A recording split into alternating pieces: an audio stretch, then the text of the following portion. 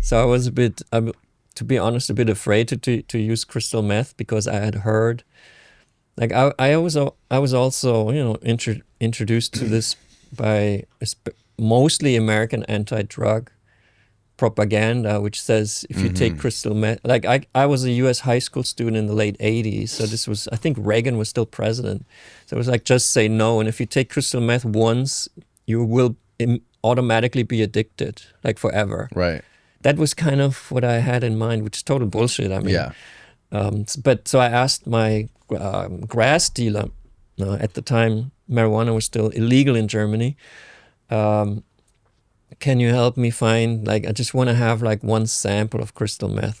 I was kind of and still am a fan of Taxi Driver. It's one of my favorite movies. And Schrader, when he wrote it, he had a gun in his writing desk in the drawer to be kind of closer to the vibration of his story.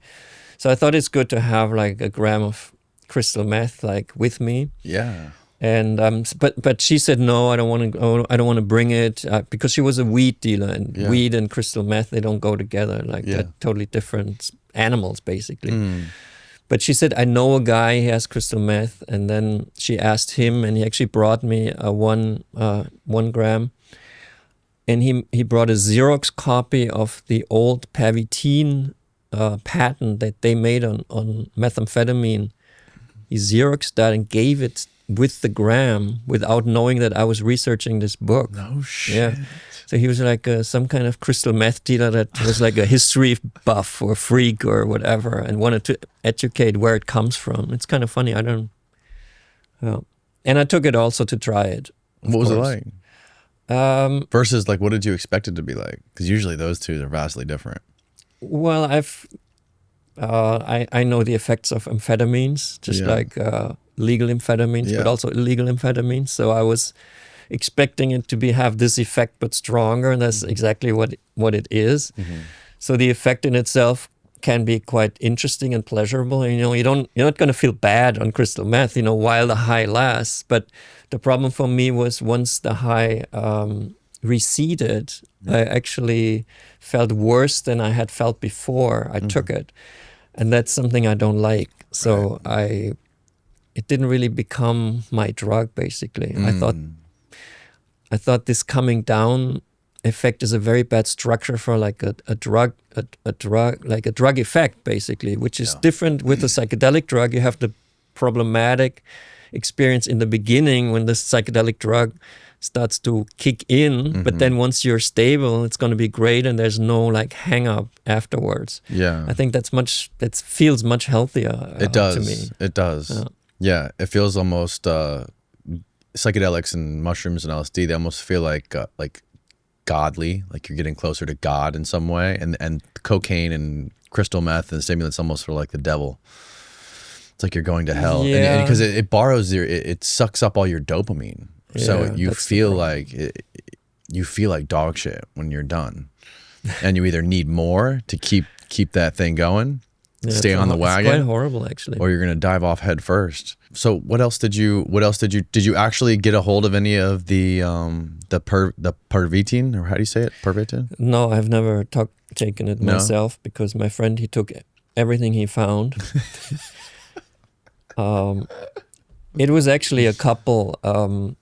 They were, and still are, antique dealers, and they found it, and they took it amongst themselves. Like, I spoke to the guy, and he said for 1 month we were taking methamphetamine like every day. It was great. Wow. So that pill, actually, from the company Temla, which is Pervitin, it was probably a good product. It did lead obviously to addiction and problems, but it's a in terms of performance enhancement, is a very good product.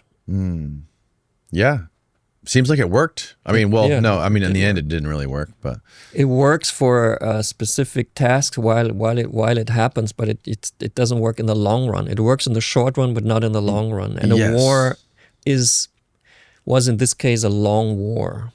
The only chance for the Nazis to win this war was if everything becomes a blitzkrieg, if every campaign is a quick campaign like the one against the West. Yeah. Because that's how long the Pervitin works. It works like for 1-2 months, and you can stay awake the whole time. The whole army is like fighting like mad, but then they come down. So if this victory has been achieved after like 2 months, they cannot sustain it. So they're like sprinting instead of running a marathon. Right. They're trying to run as fast as they can. That was the new idea. You sprint, you don't go slow. Right. Which is kind of shock and awe. It's a very modern approach. I mean, it's a progressive military approach, I would say. But it only works in certain situations. I just read a report on, I forget who sent it to me. I think Travis Kitchen sent me this report, and it was about how the Russians in the Ukraine war are using a certain kind of methamphetamine. Russia is giving their soldiers, like they're all jacked on meth. Yeah. I forget the name of it. It's like a newer version. There was a brand name for it. Right now in the war? Yes, right now in the war, the Russians are freaking jacked on meth. What was the name of that drug? Captagon? Oh. Have you heard of that? Yeah.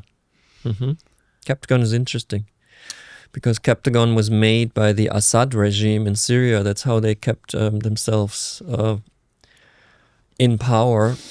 And they had obviously strong ties with Russia. Assad is now in Moscow. Yes, right. So it kind of makes sense that this Captagon was made probably even in Syria and then brought to the Russian troops because it is a good fighting drug. It's not good for the it's not healthy and not good for the soldier, but it might be beneficial if used intelligently. Can you Google Captagon ingredients or like what is in Captagon? It's just a different form of amphetamine. Right, but is it actually methamphetamine or is it just amphetamine? Phenethyline? Okay, it's just an amphetamine. They can't contain amphetamines and caffeine. But it's a very strong amphetamine. Very strong amphetamine, so it's not meth. Crystal meth is stronger. Well, yeah, I'm sure. So this is actually I think a pill of Pervitin would have been stronger than a pill of Captagon. Yeah, I'm sure it would have been. Yeah. Because the Nazis always wanted the strongest, Even though it wasn't a Nazi invention, it was just the German invention of its pharmaceutical company. It has nothing to do with the Nazi party. Just a German company. Yeah, just a product. Drugs are neutral. Also there's in that same report that I read, there was they're saying that they're giving Ibogaine to the soldiers on the Ukrainian side. Oh. And I don't think it's just the report was saying that it was for brain injuries and for PTSD, but I think they're also using it for on the battlefield for things like edge detection and stress and combat fatigue. So like that's an interesting thing. And I know DARPA, I've read some stories that DARPA has been funding psychedelic research for soldiers, not just for after the war, but for when they're in war. Like how can psychedelics enhance a soldier moving through the battlefield and shooting and being more accurate with his shots or things like that?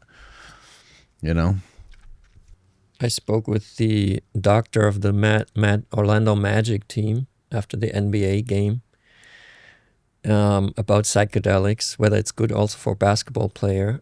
And the problem is that basketball, just as I think fighting in a war is a lot about motor precision.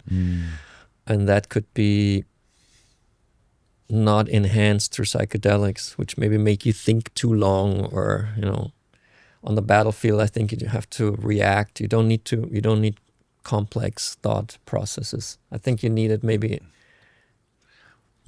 for strategy, for generals it might be good to see it in a different way. And well, I think actually now that you mentioned that, I think what I heard about DARPA studying this stuff was they're trying to take the trip out of it. Right. So you get the benefits of visual acuity and edge detection and other things without having the trip. Right, so maybe that would have some benefits to it if they were able to alter it somehow.